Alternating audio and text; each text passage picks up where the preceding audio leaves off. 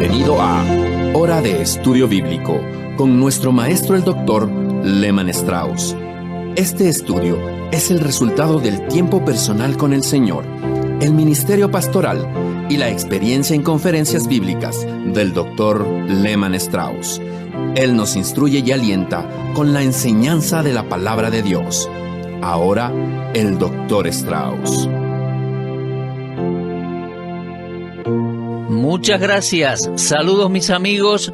Gracias por sintonizar una vez más nuestro programa de enseñanza bíblica. Sé que muchos de ustedes están muy ocupados, incluso hay numerosos programas tanto en radio como en televisión, y uno a veces no sabe cuál debe ver o escuchar. Bueno, gracias a Dios que usted incluyó nuestro programa en su lista, y es realmente un gusto y un honor saber que nos escucha. Bueno, abra su Biblia por favor, estamos estudiando la epístola de Pablo a los Romanos. Quiero leer los versículos 1 al 6, capítulo 1 por supuesto, y después vamos a orar y avanzar en nuestro estudio bíblico. Así que permítame leerle los primeros 6 versículos de Romanos. Pablo, siervo de Jesucristo, llamado a ser apóstol, apartado para el Evangelio de Dios, que él había prometido antes por sus profetas en las Santas Escrituras, acerca de su Hijo, nuestro Señor Jesucristo, que era del linaje de David según la carne, que fue declarado Hijo de Dios con poder según el Espíritu de Santidad, por la resurrección de entre los muertos, y por quien recibimos la gracia y el apostolado, para la obediencia a la fe en todas las naciones, por amor de su nombre, entre las cuales estáis vosotros llamados a ser de Jesucristo. Muy bien, hasta allí la lectura, Romanos 1, 1 al 6, y ahora vamos a orar al Padre. Amado Dios, te agradecemos por tu palabra que es tan maravillosa y por el bendito Espíritu Santo que mora en nuestras vidas y nos enseña esa palabra. Dios, revélanos algo de esa palabra en este día que nos acerque a ti, Señor. Que tu palabra nos arroje luz, en especial a aquellos que están pasando por caminos oscuros. Padre, te pedimos por los que están desanimados, por los que están enfermos, por los ancianos, por las familias, por los que llevan cargas en la vida, que tu palabra supla sus necesidades hoy. Padre, oramos por los creyentes en general, que el desarrollo y la exposición de esta epístola de Pablo a los Romanos edifique sus vidas, fundamente sus vidas y nos capacite para llevar el Evangelio a otros. Y Padre, si hay alguien escuchando que aún no conoce al Señor Jesucristo como Salvador, nuestra oración es que esa persona sea salva. Te pedimos todo esto en el nombre de nuestro Señor Jesucristo. Amén. Muy bien, hemos visto los versículos 1 al 6 y vimos algo en cuanto a Pablo, siervo de Jesucristo, y ahora estamos viendo la presentación que Pablo hace de su Salvador, nuestro Salvador. El gran tema de los versículos 2 al 6 es ¿qué pensáis del Cristo? ¿Quién es? Hay un factor que subraya la importancia de la deuda de Pablo por predicar el Evangelio. Al llegar al versículo 16, versículo muy conocido por muchos, Pablo dice, pronto estoy a anunciaros el Evangelio también a vosotros que estáis en Roma. Entonces, en el versículo 14 dice, soy deudor. Y en el 16, no me avergüenzo. Y en el 15, estoy listo. Así que, soy deudor, estoy listo, no me avergüenzo. Pablo dice estas 3 cosas que vamos a analizar más adelante, pero ¿cuál fue el factor prominente que hizo que Pablo se dedicara tanto a su labor? Bueno, creo que se trata del tema del Evangelio. Y el tema del Evangelio es Dios mismo, su mensaje. Fíjese cómo en el versículo 1 se lo llama el Evangelio de Dios. El tema entonces es que Dios se revelaría a sí mismo por medio de su Hijo Jesucristo, el Salvador, quien sería un hombre con un cuerpo humano, pero que sería Dios manifestado en carne humana. Ahora, hay una pregunta que me gustaría hacer para comenzar este estudio de hoy. ¿Es Dios responsable por la presencia del pecado en este mundo? Usted me dirá, ¿por qué pregunta algo así? Bueno, estamos lidiando con el Salvador, con el Evangelio de Cristo, y Cristo es nuestro Salvador, y si Cristo vino a este mundo para salvarnos de nuestros pecados, bueno, tenemos un problema. ¿A dónde se originó el pecado?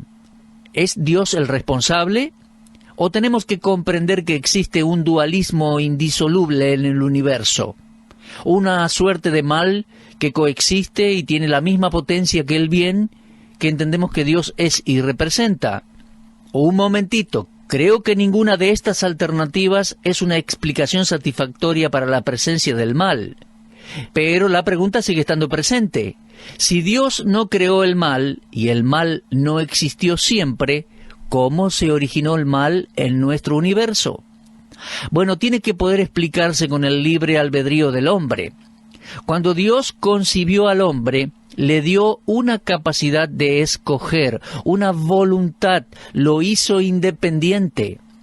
El hombre podía elegir amar y obedecer a Dios, o no amar ni obedecer a Dios. El hombre podía escoger desobedecer a Dios, y fue en la rebelión humana que el mal se manifestó en la experiencia humana.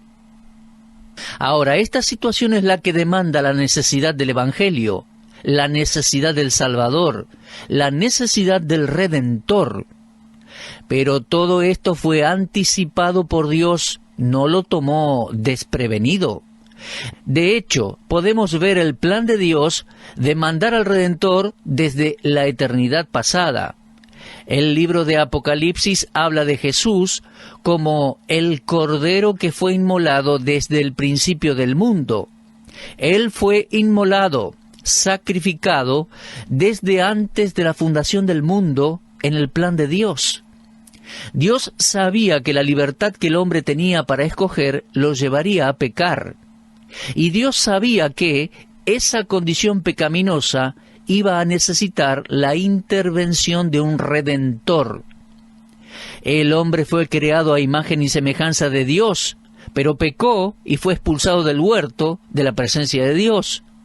Y junto con este exilio vino la predicción de Génesis 3:15, la promesa del Salvador. Y esa promesa fue dada en medio de las tinieblas del pecado del hombre. Cada profeta a través de los años arrojaba más y más luz sobre esa promesa hasta que se enfocó en Belén y en el nacimiento del Señor Jesucristo, la promesa del Salvador y su venida. Ahora bien, aquí en los versículos 2 al 6 de Romanos 1, Pablo se pone a hablar del Salvador.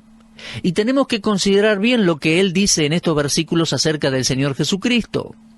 Recuerde que Él vino como el Redentor para suplir la necesidad de la humanidad pecadora y para presentarse como el Salvador. Ahora, Pablo dice dos cosas de este Evangelio. Primero, versículo 2, fue prometido previamente por los profetas. Y esa promesa fue registrada en las Escrituras. ¿Lo ven en el versículo 2? Él había prometido antes por sus profetas en las Santas Escrituras. Ahora, esta es una declaración de inspiración, es la fuente de inspiración. Dios promete el canal, que eran los profetas. Ellos eran simplemente el canal de esta revelación de Dios, y las Escrituras son el objeto de la inspiración. Ahora, esta declaración sería de especial interés para los judíos, ya que cuando una persona se acercaba a un judío y le predicaba el Evangelio, lo primero que el judío preguntaría sería, ¿de cuándo es? ¿Es algo reciente o puedo encontrarlo en las Escrituras? Muéstremelo allí en las Escrituras. Los judíos ortodoxos se aferraban a las Escrituras, se aferraban al Antiguo Testamento. ¿Está en las Escrituras? Entonces, muéstremelo. Y uno tenía que responder esa pregunta si quería tener una conversación con un judío. Bueno, Pablo en la primera mención del Evangelio de Dios en el libro de Romanos, agrega que este Evangelio no es ninguna novedad. No se trataba de alguna idea nueva. Era tan antiguo como el universo. Se trata de una promesa eterna. Mucho antes que los profetas del Antiguo Testamento escribieran, y Pablo lo demuestra en la epístola citando una y otra vez del Antiguo Testamento. Él va a hacer referencias al Antiguo Testamento más de 60 veces en esta epístola. Y vamos a encontrar 5 citas de Génesis, 4 citas de Éxodo, 2 de Levítico, 5 de Deuteronomio. Va a citar el primer libro de Reyes 2 veces, Salmos unas 15 veces, 19 veces Isaías, una vez Ezequiel, 2 Oseas, una Joel, una Nahum, una Habacuc, una vez va a citar Malaquías. Mire, alrededor de 61 referencias. Y además este libro está lleno de alusiones indirectas al Antiguo Testamento, su historia y su doctrina. Ciertamente el Evangelio de Dios fue prometido desde antes en las Sagradas Escrituras. Solo los que voluntariamente son ciegos no podrían verlo. Por ejemplo, vamos a lo que dice Isaías 53:6. Todos nosotros nos descarriamos como ovejas, cada cual se apartó por su camino. El mundo ya estaba perdido en los tiempos de Isaías. Y para terminar ese versículo leemos, mas Jehová cargó en él el pecado de todos nosotros. Bueno, allí está explicada la salvación. Así que el Evangelio no solo fue prometido, sino que fue prometido de antemano. El Evangelio no es una segunda idea de Dios, fue prometido desde antes. El Evangelio que predicamos, amigos, es el antiguo Evangelio. No se trata de algún nuevo concepto que Dios inventó para remediar la ruina de la humanidad. Es el antiguo Evangelio, el Evangelio que Dios anticipó y antecedió al pecado y a la ruina humana. Se remonta a mucho antes de la caída y apunta, señala al Cordero inmolado. Al Cordero inmolado desde antes de la fundación del mundo. Ahora, este Evangelio concerniente a Jesucristo, versículo 3, es el Evangelio prometido con anterioridad por los profetas en las Sagradas Escrituras. Esto es muy importante. La actitud de Pablo para con el Antiguo Testamento queda bien clara. Él dice que es una revelación de Dios concerniente a Jesucristo. Piense por favor en todas esas referencias que Pablo hace del Antiguo Testamento y cómo llama a las Escrituras sagradas.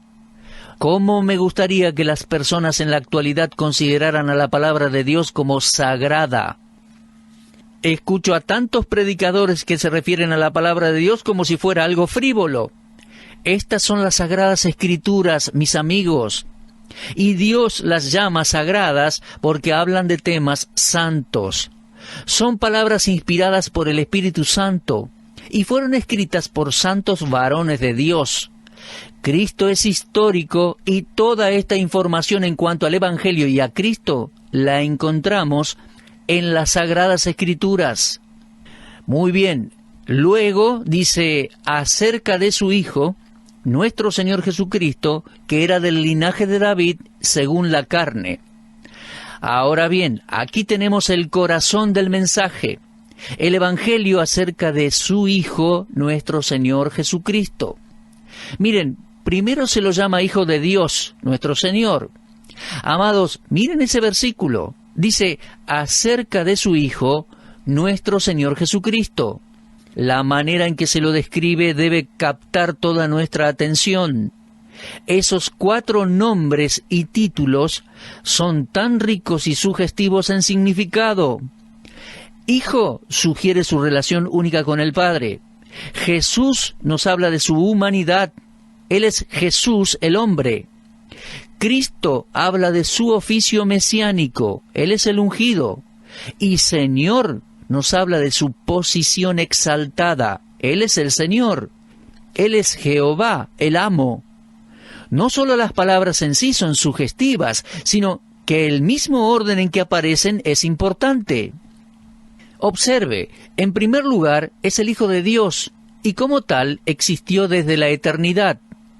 Al cumplirse el tiempo, el Hijo eterno de Dios se humilló a sí mismo y nació de una virgen, y el anuncio angelical fue, llamará su nombre Jesús.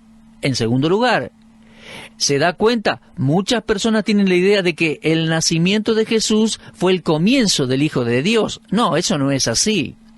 Juan 1:1 dice, en el principio era el Verbo, y el Verbo era con Dios, y el Verbo era Dios. Juan 1:14 dice, aquel Verbo fue hecho carne, y aquí en el versículo 3 de Romanos 1, leemos que Él era del linaje de David según la carne. Él fue hecho carne. Nosotros nacemos así, Él fue hecho carne. Este es el testimonio del apóstol Pablo. Todos nosotros tenemos un padre humano. Cada bebé que nace en este mundo tiene un padre humano. Pero Jesús no tuvo padre humano. Él fue hecho carne. Nosotros, seres comunes, nacemos así, pero Él fue hecho carne. Algunos creen que el nacimiento de Cristo fue el comienzo del Hijo de Dios, pero no fue así. Desde que Dios existe, existe la segunda persona de la Trinidad, el Hijo. Ahora bien, aquí tenemos un testimonio de su nacimiento virginal, la concepción milagrosa de Cristo en el vientre de María. Se trata del acto creativo de Dios, el Espíritu Santo, que hizo al Hijo carne. Dios, de alguna manera, hizo que su Hijo fuera concebido en el vientre de María, y de allí nació Jesús hombre. Ahora entienda, la humanidad de nuestro Señor sí provino de la simiente de David. Dice, según la carne. Ahora bien, en la última epístola que Pablo escribió, él nos recuerda, 2 Timoteo 2:8, acuérdate de Jesucristo, del linaje de David. Y al abrir el libro de Mateo, la primera oración que encontramos allí dice, Jesucristo, hijo de David. Y cuando llegamos al último capítulo del Nuevo Testamento, escuchamos la voz del Señor en gloria declarando su mensaje final. Él dijo así, yo, Jesús, soy la raíz y el linaje de David. Apocalipsis 22:16. Ellos veían a Cristo relacionado con David, el gran rey del Antiguo Testamento. ¿Y cuál es la idea de este énfasis? ¿Cuál es el punto? Bueno, Dios quiere que jamás nos olvidemos que Jesús es el Rey, y que un día, cuando Él regrese, se sentará en el trono de David. Este mundo necesita un rey, mi amigo, y lo necesita con urgencia. Puede que la democracia sea la mejor forma de gobierno que tengamos en las circunstancias en que vivimos, pero es débil y se va deteriorando rápidamente. Necesitamos al rey. Algunos encargados de varias naciones no dudarían ni por un momento en darle todo el poder si Cristo apareciera hoy. Y mis amigos, un día aparecerá. Así que esta frase del linaje de David es muy importante. Está llena de significado bíblico. Cristo es un ser histórico, real. Avanzando a Romanos 1:3, vemos que Él es humano, en el linaje de David. Era el linaje mesiánico anticipado, predicho. Isaías 9, versículos 6 y 7, lo dice claramente. El testimonio de los ángeles a María, en Lucas 1:32 también. El testimonio allí de José, en Mateo 1:20. Entonces, el Nuevo Testamento comienza y termina con el gran hecho de que Cristo es la simiente, la semilla de la cual todo germina. Y si usted va a segundo libro de Samuel, capítulo 7, encontrará la promesa de la simiente, de la raíz de David. Ahora bien, avancemos a versículos 4 al 6.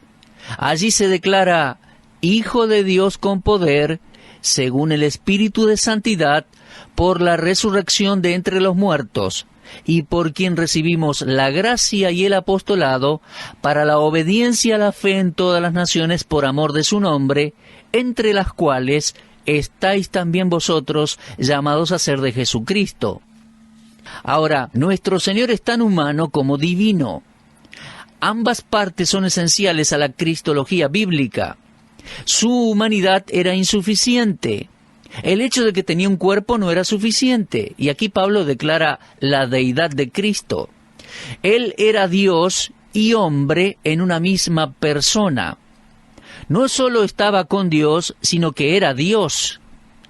Ahora, esto parece muy difícil de creer.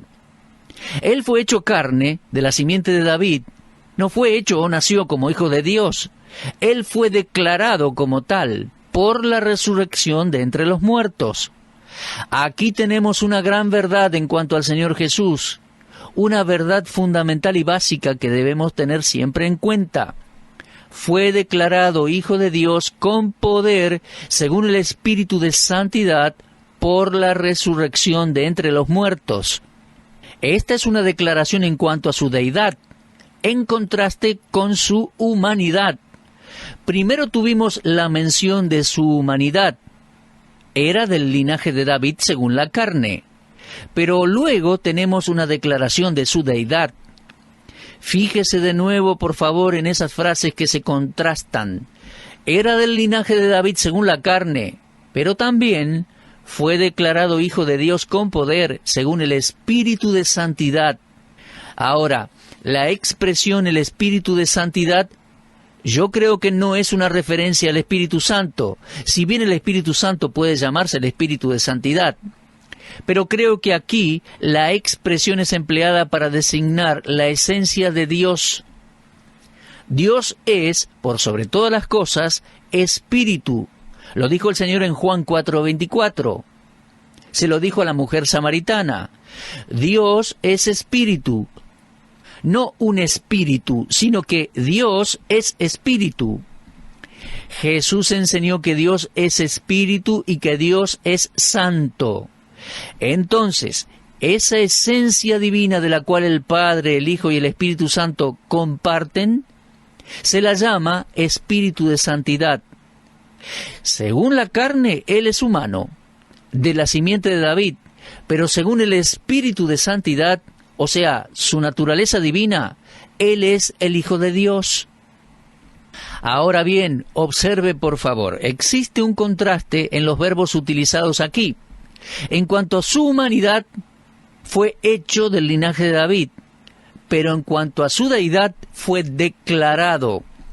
Mis queridos, la humanidad es algo creado, la deidad no. Y aquí tenemos una lección muy importante. La palabra declarado significa literalmente marcado por señales. Él fue declarado deidad por medio de la resurrección, destacado por esa señal, y se necesitaba una señal así.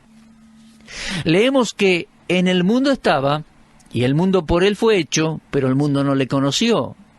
Un día los judíos vinieron y le dijeron, ¿qué señal nos muestras? Muéstranos señal. Ellos decían, bueno, está haciendo las obras que el Mesías ha de hacer. ¿Qué señales nos da? Y Jesús les dijo, destruid este templo y en 3 días yo lo levantaré. Él estaba hablando del templo de su cuerpo. La señal de la resurrección declaraba que Cristo era quien decía ser, quien verdaderamente era, el Hijo de Dios. Jesús es declarado Hijo de Dios con poder por medio de la resurrección. Pablo no estaba hablando solamente de la resurrección personal del Señor Jesús, sino que estaba diciendo que la resurrección de Cristo involucraba e incluía la resurrección de todos los hombres. Pues Pablo escribió en otro lugar, en 1 Corintios 15:22, porque así como en Adán todos mueren, también en Cristo todos serán vivificados. Bueno, como vimos en el versículo 2, Cristo es histórico. Versículo 3, Él es el Dios hombre. Y versículos 4 al 6, Él es el santo. ¿Y qué lección que tenemos en estos versículos? Mis amados, ¿cómo necesitamos estudiar esta gran epístola? Y vamos a hacer una pausa en el desarrollo hasta nuestro próximo programa. Allí concluiremos con nuestro estudio en los versículos 1 al 6. Ahora quiero subrayar la importancia de lo que hemos visto hasta aquí. Pablo estaba presentando aquí en primer lugar sus credenciales. Él era siervo y era apóstol. Pero luego, en segundo lugar, presenta a su Salvador. Y fue por ese Salvador que Pablo recibió gracia y recibió el apostolado. Pablo tenía un llamado santo. Dios lo salvó, Dios lo apartó y Dios lo envió. Y Pablo dijo, por el resto de mi vida voy a servirle. Y hasta el día de su muerte, Pablo jamás dejó de servir al Señor Jesucristo. Y mi querido oyente, espero que el Salvador de Pablo sea también el suyo. Él es mi Salvador y no tengo ninguna intención de volver atrás. Y es mi oración día a día que Dios me mantenga lejos del pecado y que me ayude a seguir adelante, sirviendo al Señor hasta el fin de mi peregrinaje en esta tierra. Servir a Dios es lo mejor que me podría haber pasado, amigos. Y yo espero que ese sea vuestro deseo también. Bueno, cerrando el programa, les recomiendo una vez más, tome un tiempito en su casa para leer Romanos y muy especialmente el capítulo 1. Nos encontramos Dios mediante para continuar con este estudio de Romanos en nuestro próximo programa. Será hasta entonces. Muchas gracias por todo y siga mirando hacia arriba. Usted estuvo escuchando Hora de Estudio Bíblico con el maestro el doctor Lehman Strauss. Si desea escuchar una vez más este mensaje, visite nuestra página en la internet www.bbnradio.org. Le dejamos la invitación para que el día de mañana nos acompañe aquí, en este mismo horario y punto del dial. Hora de Estudio Bíblico es una producción de BBN.